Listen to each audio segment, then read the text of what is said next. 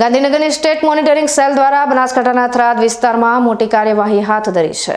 State monitoring સેલની ટીમે થરાદ તાલુકાના રડકા ગામે એક રહેણાંક મકાન પર દરોડો પાડીને મોટી માત્રામાં અફીણનો જથ્થો ઝડપી પાડ્યો છે। પોલીસે રડકા ગામના રહેવાસી ઈશ્વરભાઈ કેસરાભાઈ ચૌધરીના ઘરેથી 1.932 કિલોગ્રામ અફીણ જપ્ત કર્યું છે, જેની અંદાજિત કિંમત 1,93,200 રૂપિયા થાય છે।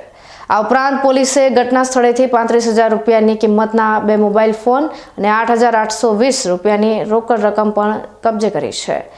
આમ પોલીસે કુલ 2,37,020 રૂપિયાનો મુદ્દામાલ જપ્ત કર્યો છે। સ્ટેટ મોનિટરિંગ સેલ દ્વારા આરોપી ઈશ્વરભાઈ ચૌધરીની ધરપકડ કરવામાં આવી છે।